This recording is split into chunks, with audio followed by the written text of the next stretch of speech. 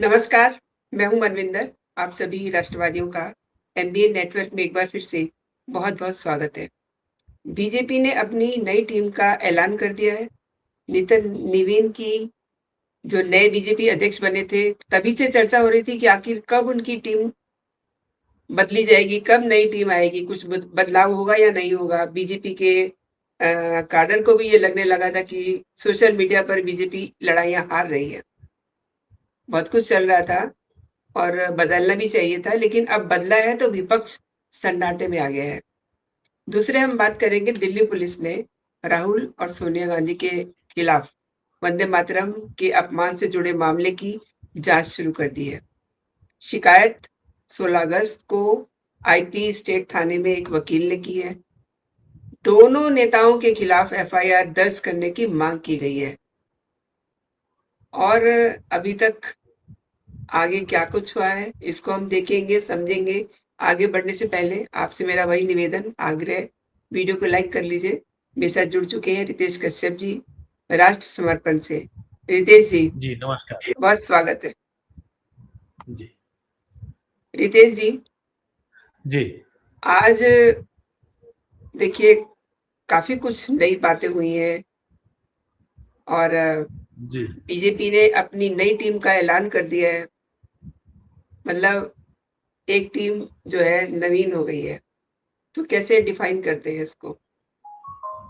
देखिए, ये मेरे हिसाब से विपक्ष के पेट में दर्द और मरोड़ होने के लिए काफी है इस बार की जो टीम आई है। और मैं भी बोलूंगा कि नितिन नवीन की टीम फिर से नवीन हो गई। और जो जरूरत था, मतलब भाजपा में, देखिए कोई भी ऐसा नहीं है कि पिछली टीम बहुत खराब थी। वो अब तक का प्रदर्शन जो रहा है उनके माध्यम से बहुत अच्छी टीम रही है। उन्होंने भी बहुत अच्छा प्रदर्शन किया। लेकिन क्या हो रहा था कि जैसे आप कोई काम करते करते करते करते सेचुरेट हो जाते हैं। अब इसके बाद आपका जो लेवल है ना, आपने अपना लेवल का पूर्ण प्रदर्शन कर लिया होता है। लेकिन खेल के मैदान के बाहर से जो लोग देख रहे होते हैं, उनके पास कई सारे स्किल्स आ चुके होते हैं। तो इस बार जिन टीम को रखा गया है, जिन लोगों को रखा गया है, वो जबरदस्त धुरंधर लोग हैं इस बार की टीम में। और आपको दिखेगा कि एक से एक फायर ब्रांड को रिपीट किया गया है। और जिनके बारे में जनता ये सोच रही थी कि लगता है कि अब उनका मतलब ढलान की ओर हो जा रहे हैं, लेकिन वो ढलान की ओर नहीं जा रहे थे। भारतीय जनता पार्टी ने ये साबित कर दिया कि वो जो भी करती है पूरी रणनीति के साथ करती है। वो कब तक कर रही थी, वो अगर कुछ नहीं कर रही थी तो भी एक रणनीति थी, अब वो कर रही है तो भी एक रणनीति है। वर्तमान की जो सिनेरियो है पूरे देश भर में, वो सिनेरियो के हिसाब से इस बार की जो टीम है जोरदार है, जबरदस्त है। और लेकिन अच्छी बात यह है कि अब काम करने वाली जो टीम है वो थोड़ा सा एग्रेसिव मोड में काम आपको दिखाई भी देगा।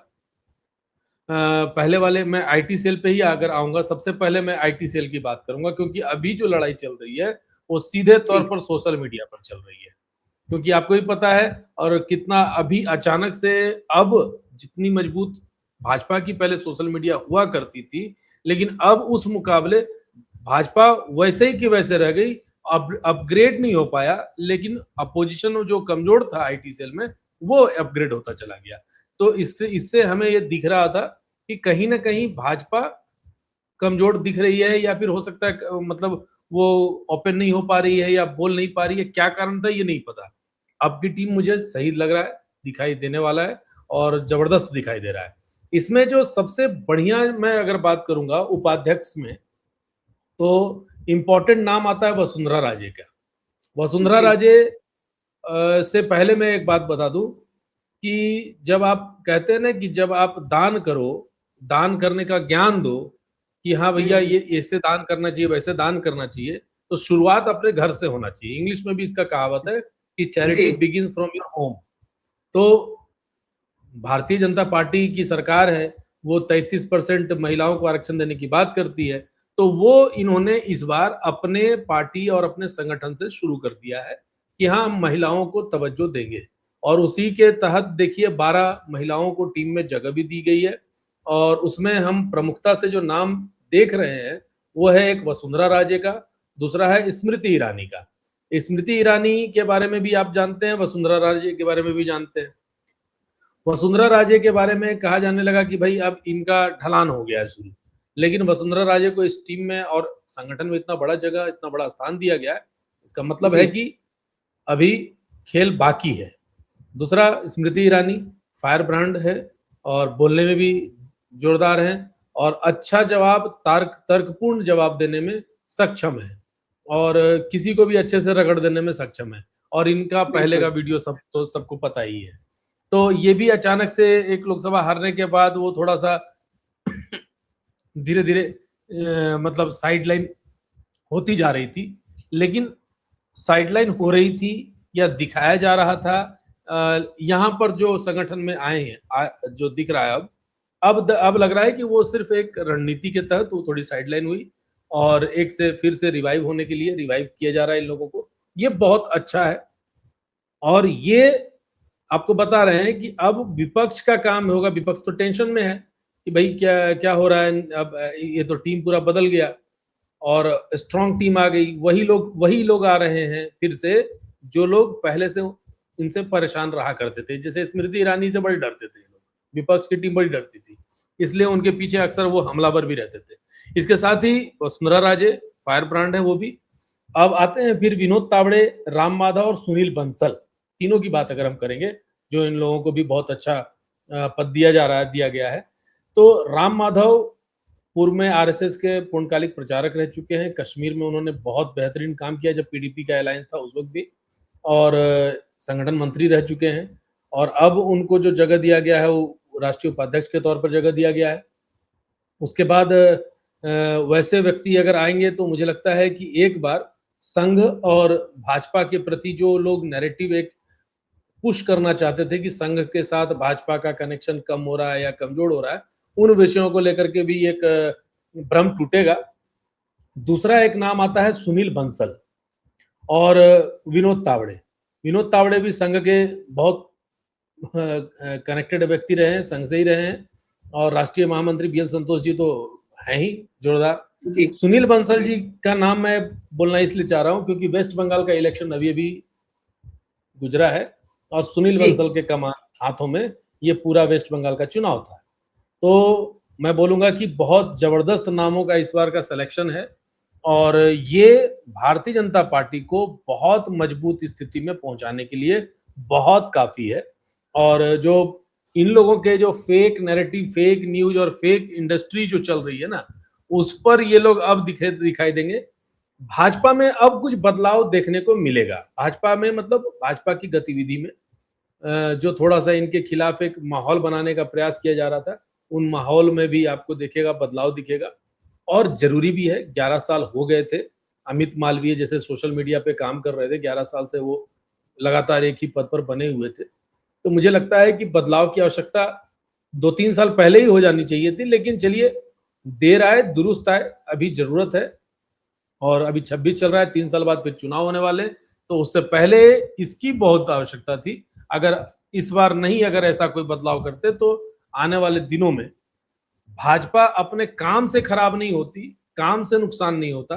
भाजपा सोशल मीडिया पर जिस तरीके से एग्रेसिव हुआ करती थी किसी जमाने में, उस एग्रेसिवनेस के कमी की वजह से इनको नुकसान होता और अच्छे लोगों को आने से चीजों में थोड़ा ताजापन भी आता है।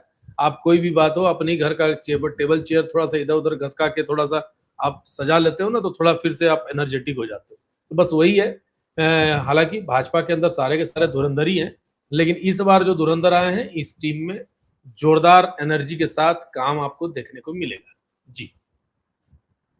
एंड प्रीतेश जी, अब चुनाव सिर पर है एक बार जी, और फिर नेक्स्ट सेशन में काफी हंगामे होने वाले हैं। तो ये जो नई टीम है, इसका इम्पैक्ट कैसे देखते हैं?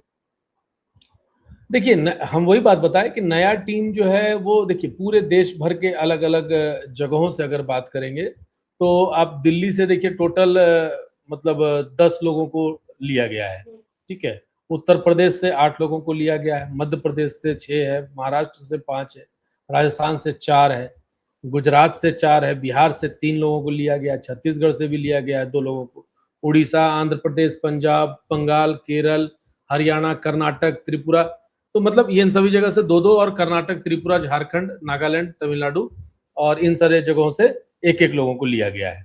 तो इससे ये समझ आ रहा है कि जो, और इवन इसमें 2 मुसलमान चेहरे भी रखे गए हैं ताकि थोड़ा बैलेंस बना रहे। तो कुल मिला जुला के जो मुझे समझ में आ रहा है कि कहीं ना कहीं भाजपा अब वो सारे समीकरणों को साधने में पूरा इसमें दिमाग लगाई है, खपाई है, पूरा पूरा बढ़िया रिसर्च है इसमें।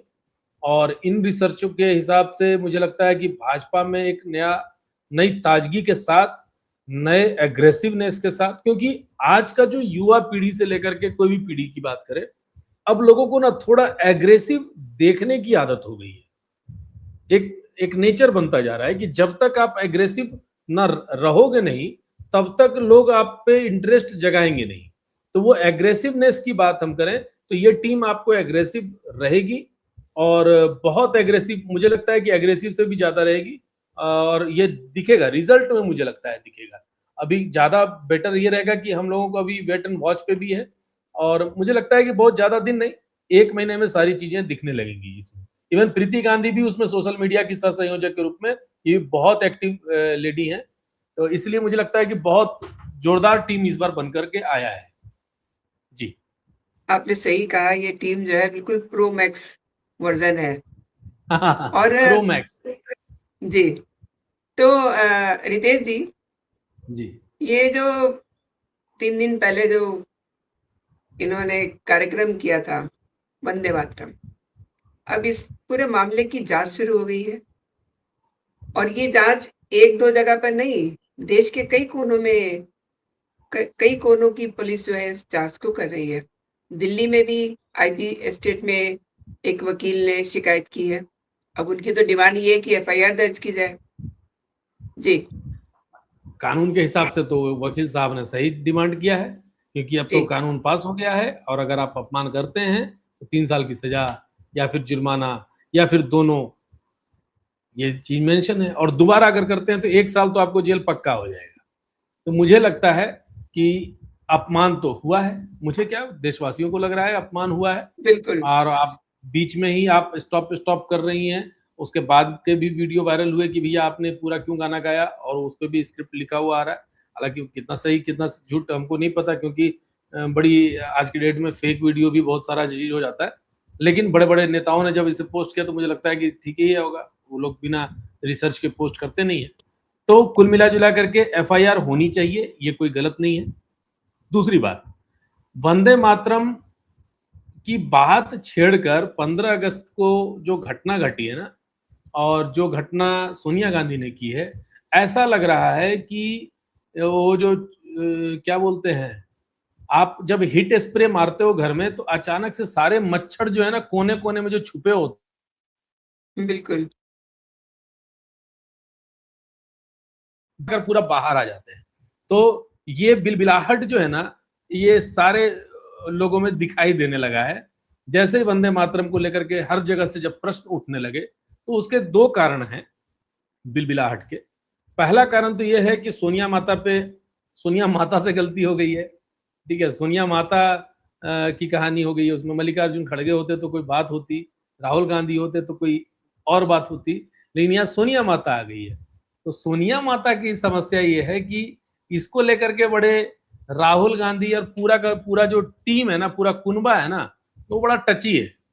उसको लेकर के बोल दिया है कि भैया अब तो देख लीजिए ना कि जितने इमरान मसूद हो गए कांग्रेस के, पी चिदम्बरम तो नहीं, इमरान मसूद हो गए, और कांग्रेस के और भी नेतागण जो हैं वो बोलने लगे हैं कि नहीं, 2 छंद की बात हुई थी, 2 छंद की बात हुई थी, काय पूरा गाना है, क्यों पूरा गाना है। ये सारी चीजें अब वो उनकी मन की बातें बाहर आने लगी है। ये दवाई ऐसी छिड़की गई है कि अब वो जी, पूरा अंदर का जो बोलते हैं ना कि एक आध इंजेक्शन जो होता है, जो देता है सच बोलने वाला, तो वो इंजेक्शन मिल गया है, वो सब सच जी, बोल करके बाहर आ रहे हैं। तो बिल्कुल। यही स्थिति है। इमरान मसूद तो कह रहे हैं कि मैं गाता ही नहीं, मैं तो वहां रहता ही पहले भी नहीं। नहीं गाता था, वो कह रहे हैं मैं जी, पहले भी नहीं गाता था, और मैं तो गाऊंगा ही नहीं, एकदम कॉन्फिडेंटली बोल रहा है कि मैं तो गाऊंगा ही नहीं, कोई भी बोले कुछ भी बोले, मैं गा ही नहीं सकता हूँ।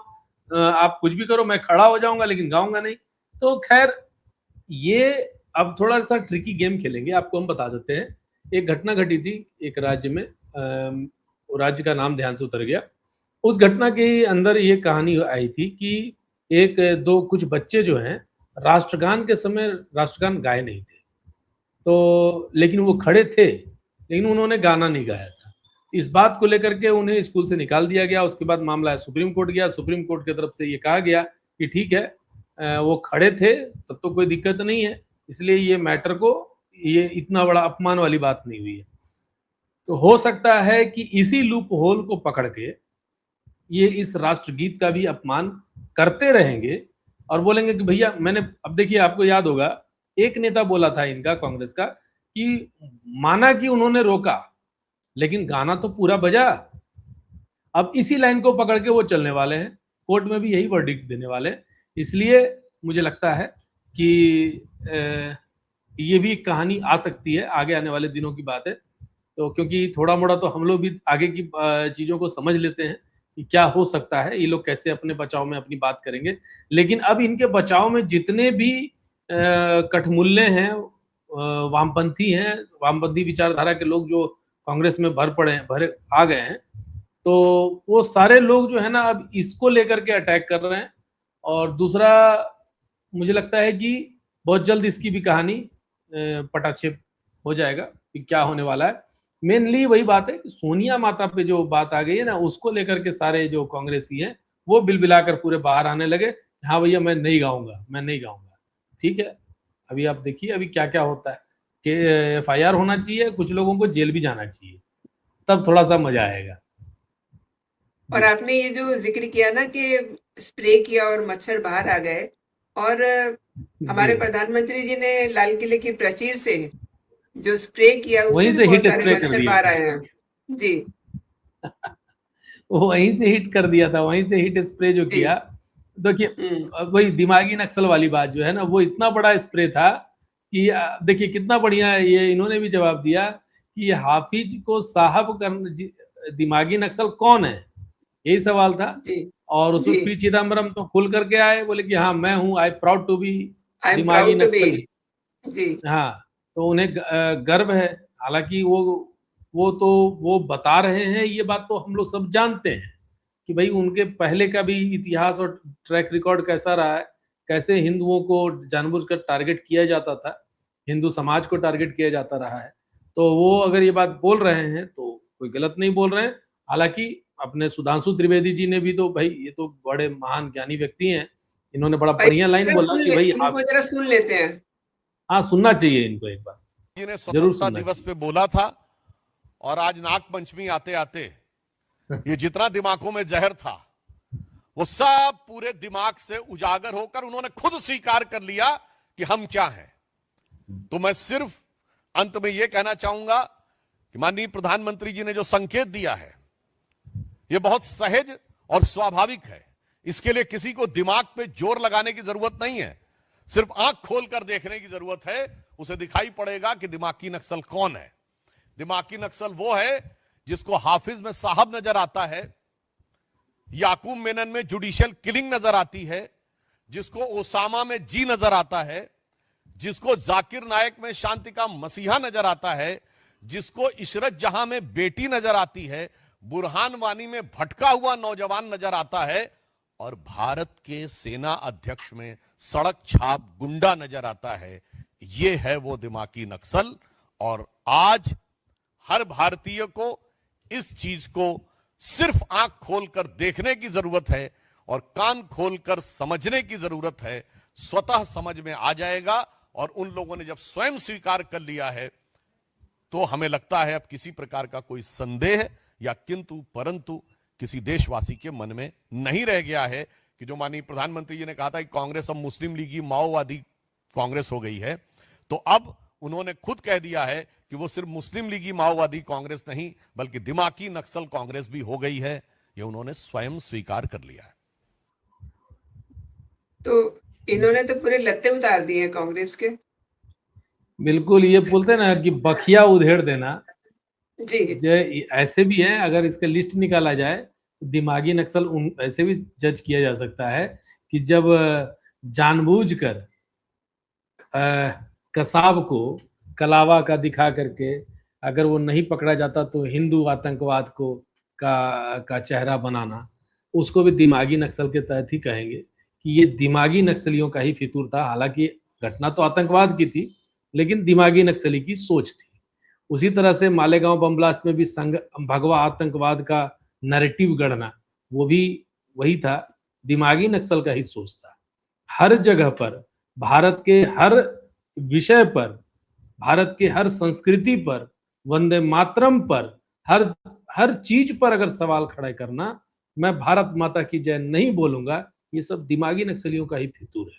मैं वंदे मातरम नहीं बोलूंगा, ये दिमागी नक्सलियों का ही फितूर है। मैं एक ही बात मैं देख रहा था, आज मैं पढ़ रहा था वंदे मातरम बढ़िया से, उसको उसके हिंदी अर्थ भी मैं पढ़ रहा था।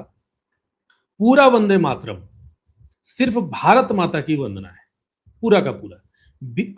जो दूसरे छंद के बाद जो समस्या आ रही है बार बार, जिसमें वो दुर्गा की बात कर रहे हैं, सरस्वती की बात कर रहे हैं, और वो दुर्गा और सरस्वती की बात नहीं कर रहे हैं। वो उनका ये कहना है कि दुर्गा के रूप में हमारी भारत माता है, माँ सरस्वती के रूप में हमारी भारत माता है। वो भारत माता को दुर्गा का रूप बता रहे हैं। मतलब हमारा भाव उनके प्रति कैसा है वो हम बताना चाह रहे हैं। और आपको लग रहा है कि हम हिंदुओं की वंदना कर रहे हैं या हिंदू धर्म प्रचार कर रहे हैं। इसमें हिंदू धर्म प्रचार ही नहीं है। अगर माता की बात करें तो जब इनके सो कॉल्ड सेकुलर मुस्लिम प्रवक्ता जब आते हैं तो भैया हम भी तो मादरे वतन की बात करते हैं। वो लोग तो यही बोलते हैं ना कि हम भी मादरे वतन की बात करते हैं। तो भाई मादरे वतन की जब बात आप कर रहे हैं तो क्या दिक्कत हो रही है वंदे मातरम कहने में? भाषा तो सिर्फ अंतर है कि भाई आप उर्दू लफ्ज का प्रयोग कर रहे हैं, ये संस्कृत लफ्ज, वो तो सिर्फ लफ्ज है ना। संस्कृत हिंदुओं का शब्द है ऐसा तो नहीं है। भारत का, ये भारत की भाषा है। आप कोई भी मुसलमान हो चाहे हिंदू हो, वो जब आंध्रा जाता है तो तेलुगु बोलता है, चाहे वो हिंदू हो मुसलमान हो। जब वो कर्नाटक जाता है तो कन्नड़ बोलता है। इसी तरीके से महाराष्ट्र जाता रहता है तो मराठी बोलता है। तो ये तो संस्कृत भी एक भाषा है, संस्कृत में भारत माता की वंदना है। उसी तरह से आप कोई भी व्यक्ति, चाहे हिंदू हो चाहे मुस्लिम हो चाहे सिख हो चाहे कोई भी व्यक्ति हो, हर कोई अपनी माँ की तो वंदना कर सकता है ना। जिस भारत में आप खा रहे हैं, जी रहे हैं, जो आपको रोटी दे रहा है, कपड़ा दे रहा है, मकान दे रहा है, सब स्थिति सब चीजों से आपको परिपूर्ण कर रहा है, तो हम उसकी वंदना क्यों नहीं करेंगे? और जब तक हम उसकी वंदना नहीं करेंगे तो हमारे मन में अपने देश के प्रति वो भाव कहां से जगेगा? आपके माँ के ऊपर कोई टिप्पणी कर दे, आपको बुरा लगेगा? बिल्कुल, हमारे देश के ऊपर भी टिप्पणी करेगा तो हमें बुरा लगेगा, और हमें बुरा लगता है। इसीलिए हम इन चीजों की पैरवी करते हैं कि बिल्कुल हमारे देश के खिलाफ जो बात करेगा हम उसके साथ हैं। आज बहुत सारे नैरेटिव ऐसे गढ़े जाते हैं कि जो भी इन चीजों की बात करता है तो वो प्रो संघी है या प्रो भाजपा ही है। हमें कोई समस्या नहीं है कि आप भी भारत माता की जय बोलो, हमें क्या दिक्कत है? आप अगर मान लीजिए कि कोई कांग्रेसिया हो चाहे कोई वामपंथी हो, अगर वो भारत माता की जय वंदे मातरम जी की बात करेगा तो क्या हम बोलना छोड़ देंगे क्या? हम तो बोल ही रहे हैं, आप भी बोलो उन चीजों को। हम तो आपको आपका विरोध उस वक्त भी नहीं करेंगे कि भाई क्यों कर रहे हो आप ऐसा। मैं मतलब बता रहा हूं कि क्या एक नैरेटिव पुश किया जाता है कि आप अगर भारतीयता, भारत की संस्कृति की बात करेंगे तो आप एक मतलब राइट विंगर है, और अगर आप इन चीजों पर आप सवाल और प्रश्न खड़े करते हैं तो आप लेफ्ट हैं या फिर आप कांग्रेसी हैं। इन चीजों से भारतवासियों को भी बचना चाहिए, समझना चाहिए इन चीजों को। इसलिए, और अगर मान लीजिए कि ऊपर से जो हिट, काला हिट, सफेद हिट, लाल हिट, जो भी हिट स्प्रे किया गया मोदी जी की तरफ से, वो अब बिलबिला कर बाहर आएंगे। ट्विटर के माध्यम से आएंगे, फेसबुक के माध्यम से आएंगे। और समस्या ये है कि इनके जो कुछ समर्थक हैं बचे हुए, वो समर्थक भी इनके झांसे में आने वाले। मैं बोलूंगा कि अगर आपके नजर में या आपके दर्शकों के नजर में ऐसे कोई समर्थक आते हैं तो उनको बोलना है कि भैया तुमको पार्टी को सपोर्ट करना है करो, वोट देते वक्त में वोट दे देना, लेकिन कम से कम भारत माता की अवमानना, अपमान मत बर्दाश्त करो। अपनी बात लोकतांत्रिक तरीके से अपनी ही पार्टी में रख तो सकते हो, अगर नहीं रख सकते हो तो फिर कैसा लोकतांत्रिक और कैसा लोकतांत्रिक व्यवस्था है? जी। बिल्कुल सही कहा आपने कि ट्विटर पे अब जवाब दिए जाएँगे और देखिए उधर बिल्कुल सारे घर के बदल दिए गए हैं, वो बड़े ही एग्रेसिव टाइप के हैं और इस इंसिडेंट ने राहुल गांधी और सोनिया गांधी के दिल में आपके घरों के जो बच्चे हैं, इस देश के लिए, इस देश के राष्ट्रीय प्रतीकों के लिए इनका कितना प्रेम है, सम्मान है, ये सच भी अब सामने आ गया है। आपने रितेश जी जी बिल्कुल। मेरे लिए समय निकाला, मेरे दर्शकों के लिए समय निकाला और उन्हें तमाम विषयों पे आपने जानकारी दी। बहुत-बहुत धन्यवाद आपका। जय हिंद, जय भारत। वंदे मातरम। वंदे मातरम।